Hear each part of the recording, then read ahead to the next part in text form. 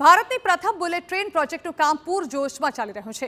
મુંબઈ અમદાવાદ વચ્ચે દોડનારી બુલેટ ટ્રેનનું જાપાનમાં ટ્રાયલ શરૂ થઈ ગયું છે। ભારતમાં બુલેટ ટ્રેન આવે તે પહેલા જ યુદ્ધ સ્તરે કામ ચાલી રહ્યું છે।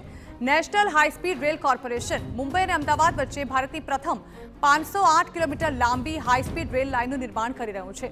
તેનો 325 કિલોમીટરનો માર્ગ ગુજરાતના 9 જિલ્લાઓ અને મહારાષ્ટ્રના 3 જિલ્લાઓમાંથી પસાર થશે।